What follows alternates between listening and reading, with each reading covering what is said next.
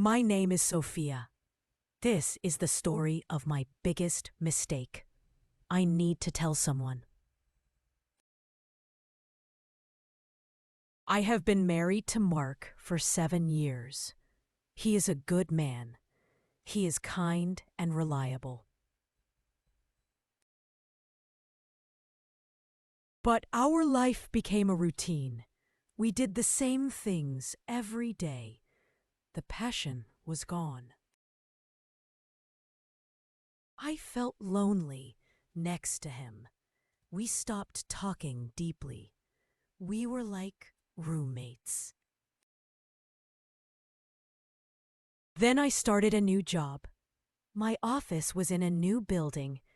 I felt excited again. I met a man named Alex there. He worked in the marketing department. He had a bright smile. He was different from my husband. He was spontaneous and funny. He made me laugh. We started having lunch together. It was just friendly at first. We talked about everything. He listened to me. He remembered small details about my life. I felt seen again. I started thinking about him a lot. I checked my phone for his messages. I was happy when he texted me. I knew it was dangerous, but I couldn't stop myself. The attention felt so good. One day, he asked me to meet after work. My heart was beating fast. I said yes, without thinking. We went to a quiet bar. The lights were dim. We sat very close to each other. He told me I was beautiful. My husband hadn't said that in years. I felt a rush of emotion. He touched my hand. It was a small touch, but it felt electric. That night, I kissed him. It was my decision. I betrayed my husband. I went home feeling guilty. Mark was sleeping peacefully. I wanted to cry. I took a long shower. I tried to wash away my sin, but it didn't work. The next day, Alex texted me. He said he had a wonderful time. I felt happy and terrible. I started lying to my husband. I said I had to work late. I became a liar. We began a secret affair. We met in hotel rooms. It felt exciting and wrong. I was living a double life. With Mark, I was the faithful wife. With Alex, I was a different woman. I bought new clothes for my dates with Alex. I wore perfume he liked. I was trying to impress him. My husband noticed a change. He said I seemed happier. The irony hurt me. I started comparing them. Mark was stable and boring. Alex was exciting and unpredictable. I felt alive with Alex. We laughed all the time, but the guilt was always there. I couldn't sleep at night. My mind was full of secrets. I was becoming someone I didn't know. One day, Mark wanted to be intimate. I turned away from him. I felt like a traitor. He looked hurt and confused. He asked if he did something wrong. I said no and blamed stress. Alex started talking about feelings. He said he was falling for me. This scared me. I didn't want a new relationship. I just wanted to feel desired. Now it was getting complicated. I tried to end it with Alex. I said it was a mistake. He looked very sad. A week later, I missed him. I texted him again. We started meeting once more. The lies became bigger. I said I was on a business trip. I was really with Alex for the weekend. I looked at my wedding photo. I was smiling happily. I didn't recognize that woman anymore. My best friend, Sarah, noticed something. She said I was secretive. I couldn't tell her the truth. I started drinking more wine. It helped me forget the guilt for a while, but it always came back. Mark planned a romantic dinner. He wanted to reconnect. I felt sick to my stomach. During dinner, I was quiet. He talked about our future plans. I felt like crying. I received a text from Alex. It was a loving message. Mark saw the notification on my phone. He asked who it was. I said it was a wrong number. My hands were shaking. He didn't believe me. I saw doubt in his eyes for the first time. The trust was broken. That night, I couldn't sleep. I knew I was destroying my marriage, but I felt trapped. I met Alex the next day. I told him I was scared. He said we could be together. I imagined leaving Mark. The thought was terrifying. Where would I live? What would people say? I came home late. Mark was waiting for me. He looked very serious. He said, "We need to talk." My heart stopped. I knew this was the end. He asked me directly, "Are you having an affair?" I couldn't speak. My silence was the answer. He stood up and left the room. The sound of the door closing was final. I slept in the guest room that night. I cried all night. I had lost everything. The next morning, the house was silent. He didn't look at me. He didn't speak to me. I called Alex. I told him what happened. He seemed nervous. He said, "I need some time to think." Then he ended the call. I was completely alone. Mark moved to a hotel. He said he needed space. The house felt huge and empty.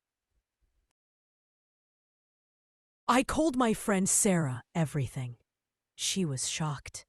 She said, "Why, Sophia?" I didn't have a good answer. I was selfish. I was weak. I was unhappy. I tried to call Alex again. He didn't answer my calls. He was avoiding me. A week later, he sent me a text. "This is too complicated. I can't do this." I lost him too. I was alone. I had no husband and no lover. My parents called me. Mark had told them. They were disappointed in me. I became the villain in the story. I deserved it. I made my choices. I started seeing a therapist. I needed to understand myself. Why did I do it? She said I was seeking validation. I wanted to feel important again. It was not about love. Mark agreed to meet me. We went to a coffee shop. He looked tired and older. He asked me why again. I told him the truth about my feelings. I felt lonely and invisible. He listened quietly. Then he said, "You could have talked to me." He was right. He said he still loved me, but the trust was gone. He didn't know if we could fix it. I begged for another chance. I promised to change. I promised to be honest. He said he needed more time. He moved back home, but to a separate room. Our home was now a prison of silence. We passed each other like ghosts. I tried to be the perfect wife. I cooked and cleaned, but it felt meaningless. He didn't touch me. He didn't kiss me. I missed his affection. I found a new job. I left the place where I met Alex. I needed a fresh start. I deleted all of Alex's contacts. I deleted our photos. I tried to erase him from my life. Months passed. The pain was still there. The memory of my mistake was always with me. Mark started talking to me more. We talked about practical things, bills, repairs, schedules. It was not romantic, but it was something. It was better than silence. On his birthday, I made him a cake. He said thank you. It was a small step. One night, he had a nightmare. I went to his room to check on him. He let me hold his hand. That was the first physical contact in months. It felt strange, but familiar. We started watching movies together again. We sat on the same couch. There was a big space between us. Slowly, the space became smaller. We started laughing at the same jokes. He asked me about my therapy. I told him what I learned about myself. He listened carefully. I apologized to him again. I said I was truly sorry for the pain I caused. He said, "I know." He didn't say, "I forgive you," but it was a start. We went to couples therapy together. It was difficult and painful. We had to face the truth. The therapist said trust takes time to rebuild. She said it could take years. I was willing to wait. I would wait forever for him. One evening, he held my hand. It wasn't an accident. He meant it. I started crying. He wiped my tears. It was the first kind gesture in so long. We started dating again. We went to restaurants. We talked for hours. It was like getting to know each other again. We were different people now. The past was still there. The ghost of Alex was in the room sometimes. But we learned to talk about it. We learned to be honest about our feelings. He told me how much I hurt him. He cried in front of me. It broke my heart again. I realized the true cost of my actions. I hurt the person I loved most. A year passed. We were still healing. Some days were good, some were bad. On our anniversary, he gave me a card. It said, "I'm trying." That meant everything to me. I stopped going to individual therapy. I felt stronger. I understood myself better. We still went to couples therapy. It helped us communicate. He started kissing me goodnight again. It was a quick kiss on the cheek, but it was progress.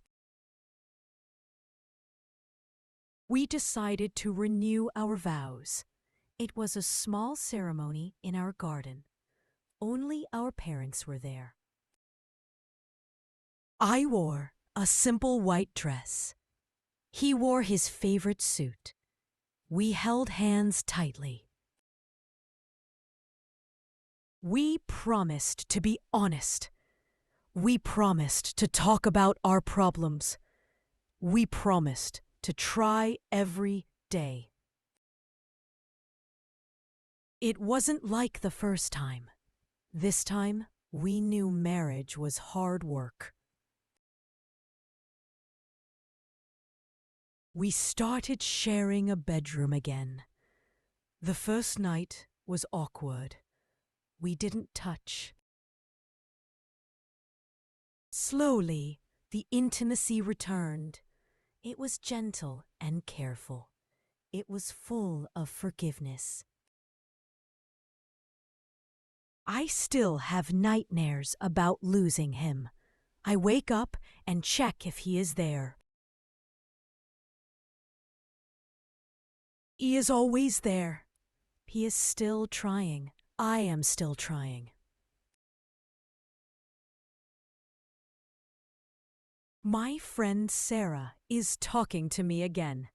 She said she was proud of our progress. My parents invited us for dinner. They treated Mark like a son. They treated me with love. I sometimes think about Alex. I don't miss him. I feel sorry for the person I was with him. He was a symptom of my unhappiness. He was not the cause.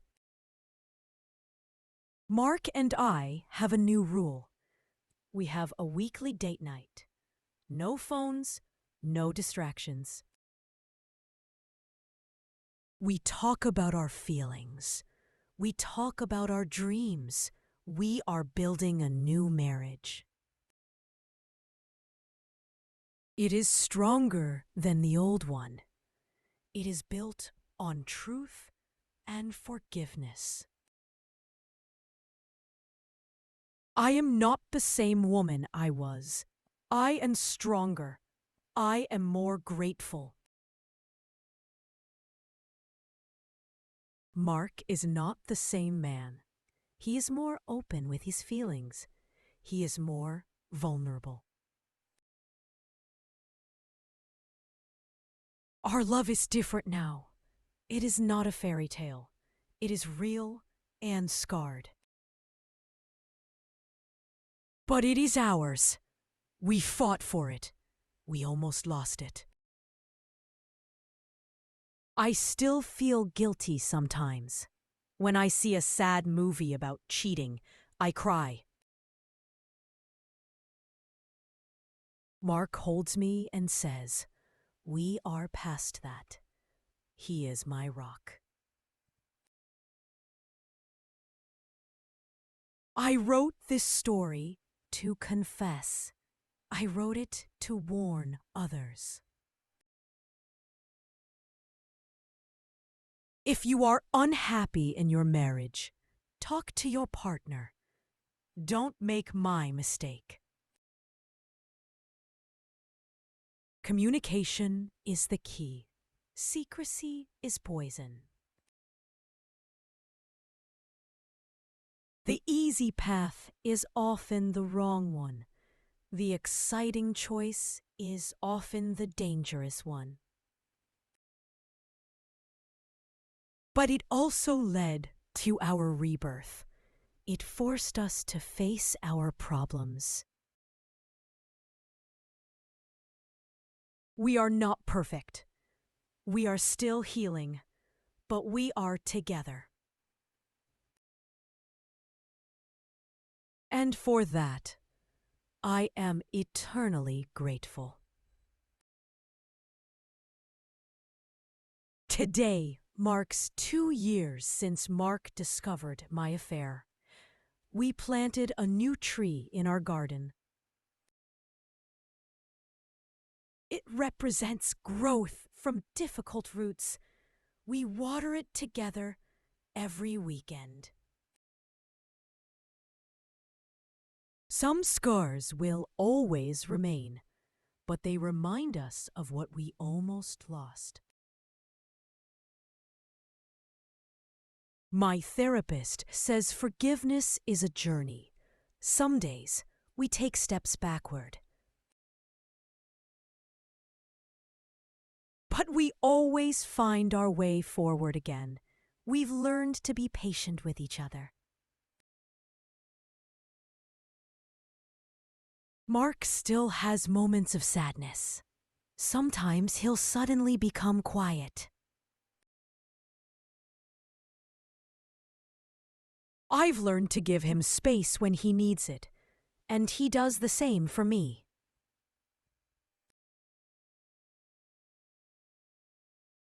We're creating new traditions now. Every month, we try something new together. Last month, we took a pottery class. We made matching cups that are both imperfect, but beautiful.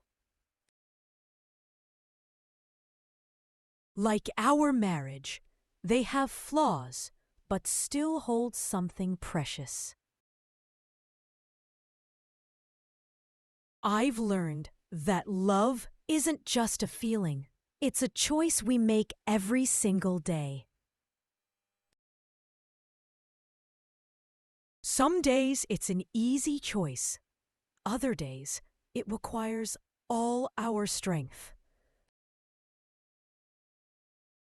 But we keep choosing each other, and that makes all the difference.